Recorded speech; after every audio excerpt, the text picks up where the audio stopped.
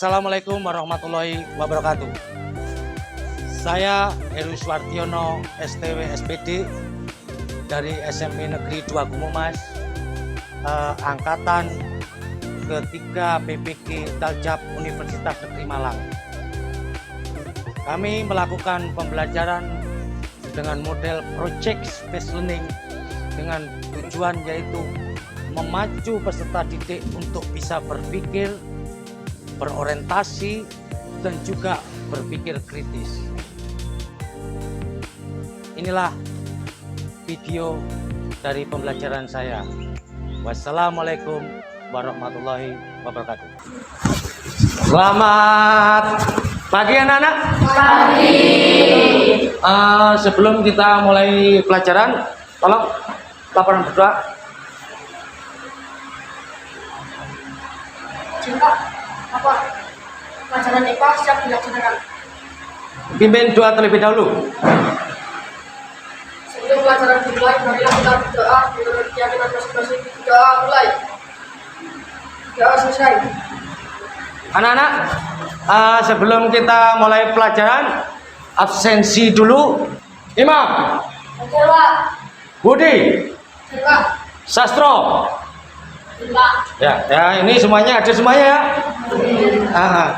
Anak-anak, mari kita sebelum mulai pelajaran kita nyanyikan dulu yaitu lagu Pelajar Pancasila. Pelajar Pancasila berikan dan bertakwa pada Tuhan Yang Esa dan beralam mulia kebinekaan global gotong royong mandiri kreatif dan bernalar diri.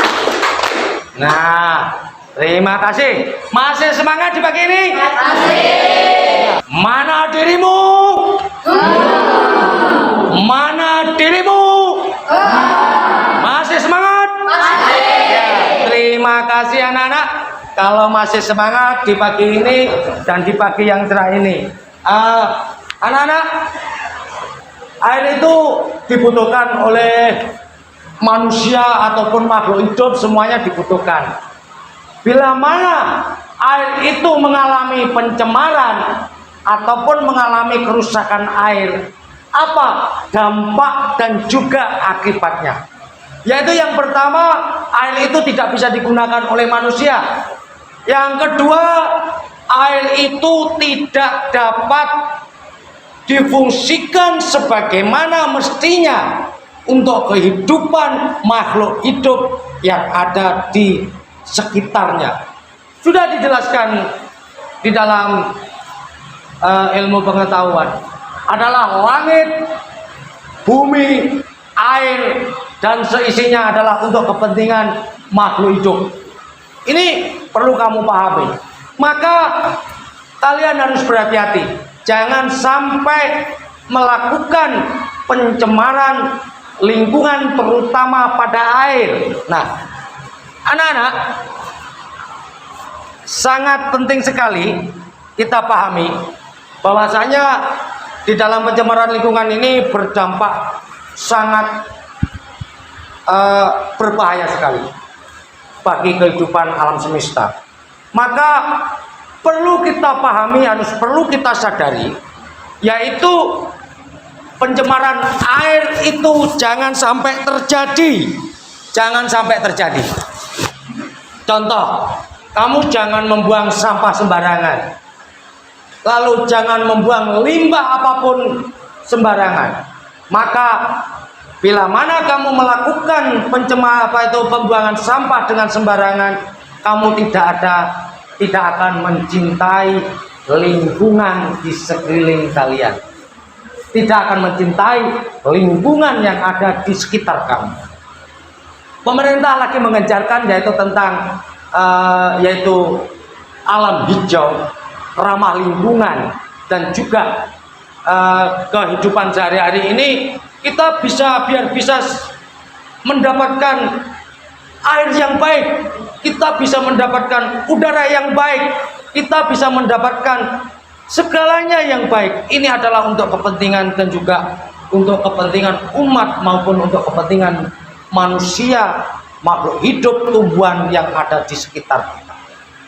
Anak-anak, ini sangat dipahami ya. Ada yang masuk Pak Erik begini misalnya. Nah, di situ kita harus betul-betul memperhatikan situasi dan kondisi keadaan air yang ada, keadaan kebaikan lingkungan yang ada. Sering digembar-gemborkan oleh pemerintah dan juga diatur di dalam perundang-undangan tentang keadaan ataupun kondisi lingkungan, kebersihan lingkungan dan juga kebersihan air untuk kepentingan umat. Anak-anak, di sini kita bisa melakukan, atau saya mempunyai sebuah gambaran. Kita sudah mempunyai gambaran, yaitu tentang air, tetapi di situ akan saya lakukan gambaran-gambaran ataupun situasi-situasi menggunakan media. Kalau yang kamu tahu kartun ya, yang kamu tahu adalah kartun, tapi saya menggunakan media yaitu wayang. Wayang ini nanti bisa diketahui bahwasanya kondisi air ini akan bisa dilihat ataupun karena ulah dari manusia, sehingga saya gambarkan wayang. Kalau kalian praktek sendiri yang jelas tidak mungkin kan gitu loh, tetapi saya akan menggambarkan di dunia lain karena ada kondisi kebanjiran anak-anak ya. Ini kita lihat dulu penampilannya.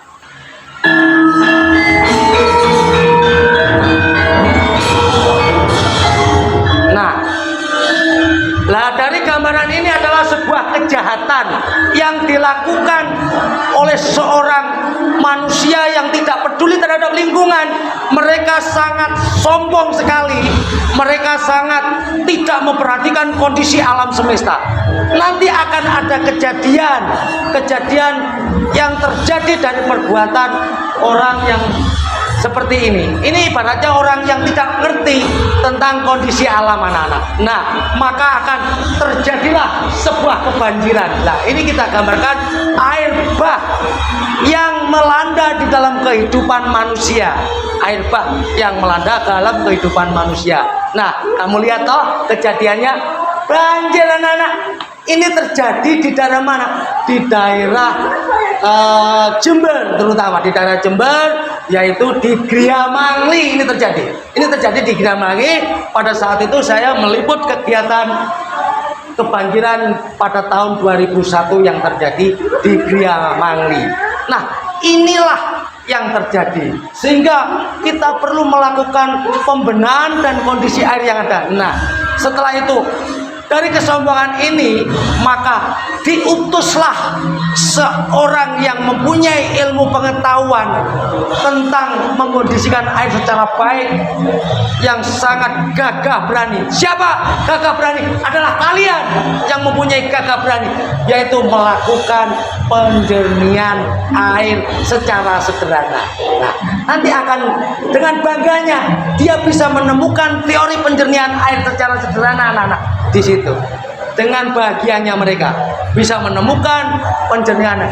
Jadi kalian itu sebagai generasi muda, sebagai pemuda harus mencintai alam. Coba kita lihat lagi dari penampilannya. Nah, dia berupaya supaya air yang berlebah itu tadi tidak terjadi yang namanya mengganggu di dalam kehidupan seseorang dengan jiwa kesatria yang membersihkan air dari banjir tadi anak-anak. Nah, tuh ya. Coba kita lihat.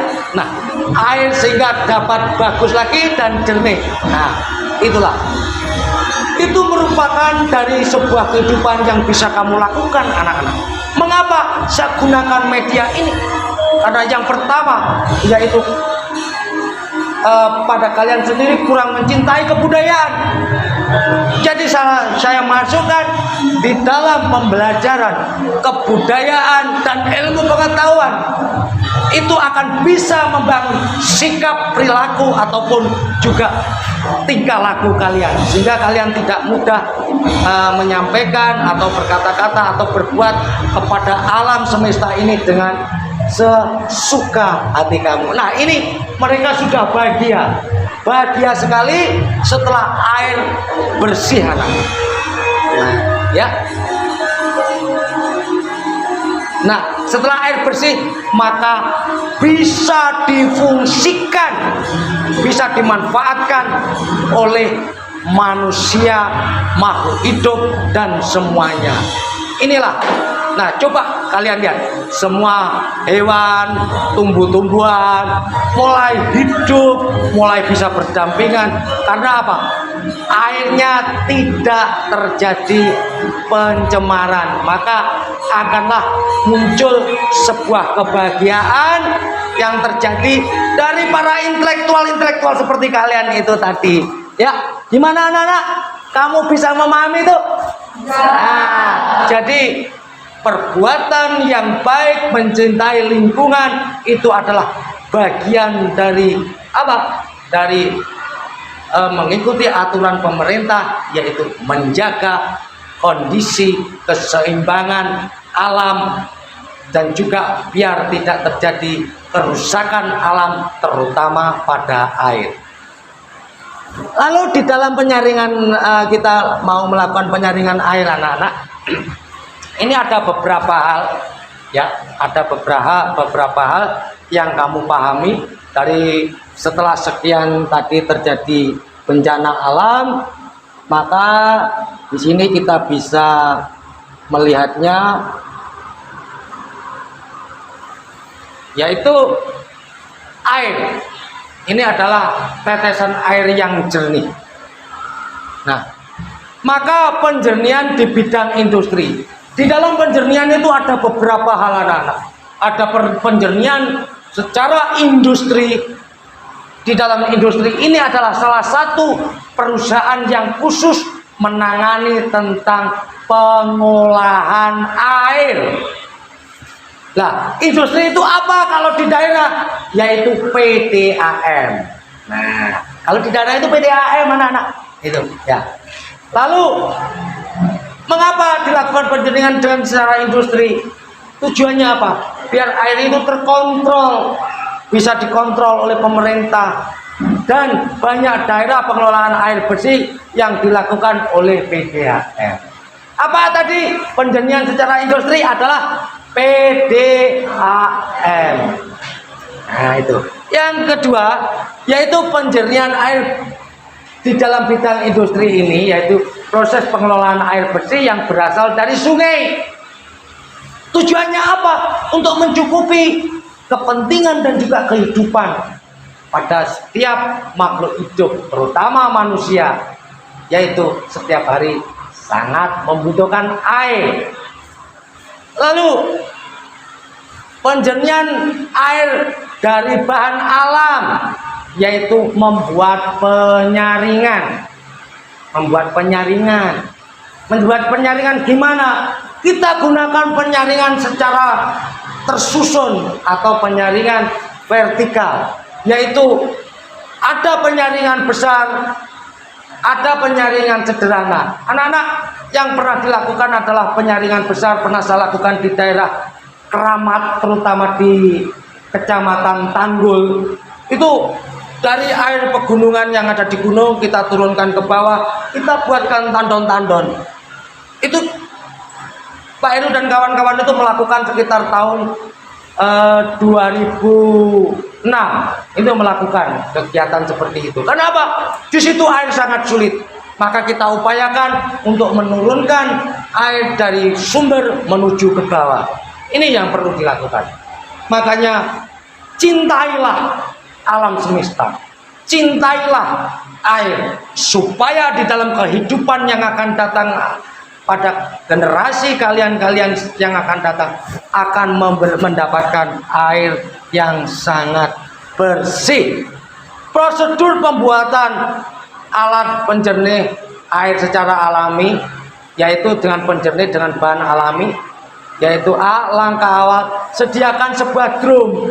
Ini skala besar, kita menyediakan drum air. Maka ini untuk konsumsi yang banyak. Lalu sediakan kita buat dalam ketinggian 10 cm. Apa fungsinya? Supaya air bisa turun. Bila mana diturunkan itu lebih gampang. Kalau pada rata-rata pada air itu kita turunkan rata-rata, maka apa yang terjadi? Air itu tidak akan bisa mengalir, tidak akan bisa dialiri. Sehingga apa? Kalau yang namanya air itu harus di tempat yang tinggi ke tempat yang lebih rendah, maka dia akan turun. Ini nanti untuk yang kita langkah-langkah kita bikin. Lalu isi bak penyaringan dengan batu setebal 10 cm. Ini untuk skala besar. Ijuk 5 cm, pasir halus 5 cm, ijuk 5 cm dan sebagainya. Lalu ada proses penjernihan air dari bahan alam, yaitu penjernihan alami, yaitu air sungai dialirkan ke dalam bak penampungan. Pernah lihat apa enggak? Di situ kamu pernah melihat? Belum. Nah, itu adalah yang dibuat di daerah Balung. Nah, di daerah Balung itu tepatnya di Rambi Gundang. Ini dibuat penyaringan air yang diambil dari sungai. Dari sungai. Itu dilaksanakan oleh Cipta Karya dan juga oleh PDAM sehingga bisa menampung air bersih untuk kepentingan masyarakat yang ada di sekitar situ. Lalu prosedur dan pembuatan penjernih air bahan alam ini juga sama, tentunya bisa dipanaskan di bawah sinar matahari sampai kering. Apa tujuannya kalau menjernihkan menggunakan matahari? Supaya endapan kotoran itu turun ke bawah. Ya, istilahnya itu kalau bahasa Jawa itu dilerem ya, biar endapan itu turun ke bawah, sehingga air itu akan nampak jernih. Maka kita lakukan penjernihan dengan cara-cara dimasukkan di tong-tong air atau tandon-tandon air. Anak-anak, di dalam penjernihan itu ada yang secara kimiawi, tapi itu kalau kita konsumsi tidak bagus. Contohnya apa? Yaitu menggunakan kaporit. Ya, dituangkan kaporit sehingga bisa bersih. Tapi hati-hati dan waspada. Kaporit itu mengganggu sekali di dalam kehidupan keseharian. Bisa dipahami anak-anak? Nah, kalau bisa dipahami, ini sudah tadi saya sampaikan tentang kimiawi, ya. Penjernihan air ini sangat penting untuk kehidupan manusia. Maka saat ini kalian akan melakukan kegiatan praktikum penjernihan air. Sebelum kegiatan praktikum, maka kalian mengerjakan soal, ya, soal yang ada di lembar kerja ini nanti kamu kerjakan, dijawab, ya. Untuk kelompok 1, mana kelompok 1? Nah, ini lembar kerjanya. Kelompok 3. Yang depan. Nah, anak-anak, setelah kamu melihat materi yang saya kasih tahu itu, gimana perasaanmu tentang alam? Apakah kamu akan merusak alam? Ya. Apakah kamu akan merusak kondisi air? Ya. Nah, maka di sini kamu jawab pertanyaan yang ada di lembar kerja atau di soal itu tadi itu, dan sekaligus kamu membuat desain penjernih air, ya. Bisa dilaksanakan sekarang secara berkelompok. Tulis dulu anak-anak, jangan lupa nama kelompok, lalu nama pesertanya.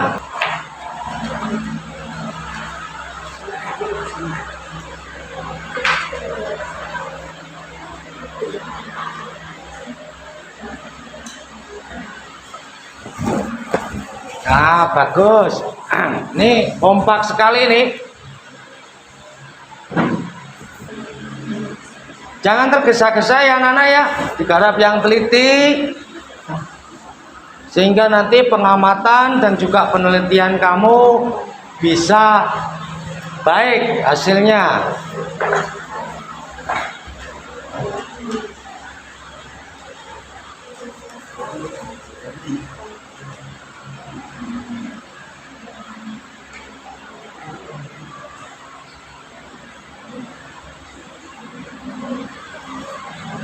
Ya, semuanya bekerja.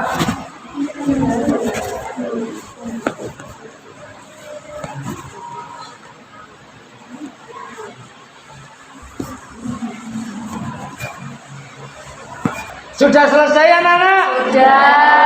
Alhamdulillah. Ini ada pertanyaannya dari kelompok 1. Ini saya mempunyai pertanyaan. Mengapa kita harus membuat penjernih air? Nah,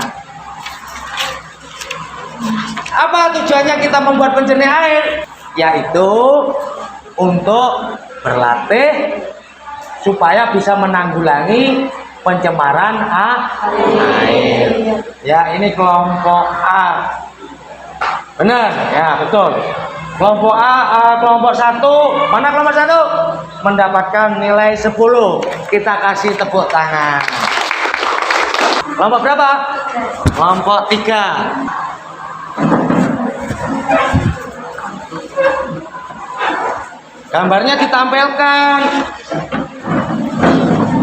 Assalamualaikum warahmatullahi wabarakatuh.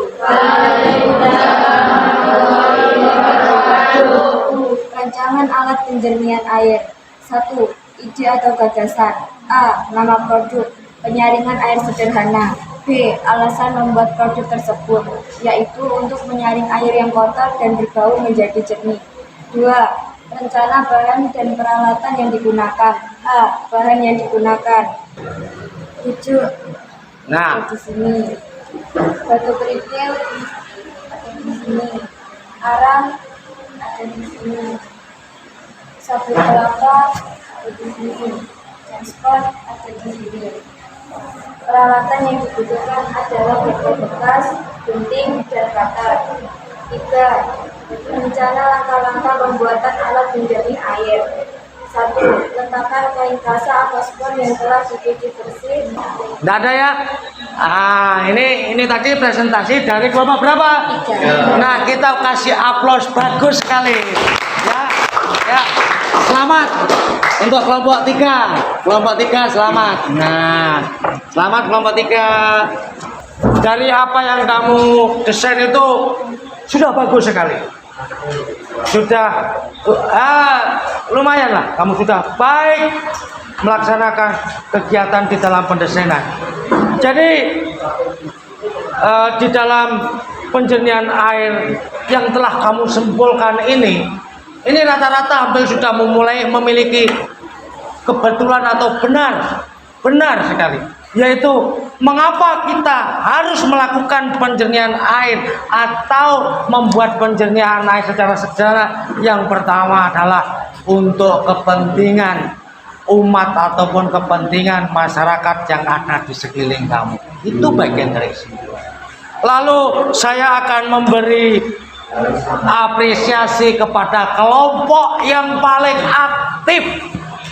Yang pertama, kelompoknya ini kelompok berapa? 3. Kelompok 3 kita. Nah, ini paling aktif. Lalu aktif paling sekarang yang aktif, yaitu kelompoknya ini kelompok berapa kamu? Kelompok 1. Anak-anak, saya tutup pelajaran ini. Tolong berdoa, laporan dulu. Sebelum pelajaran ini dihadiri, marilah kita berdoa menurut keyakinan masing-masing. Doa mulai.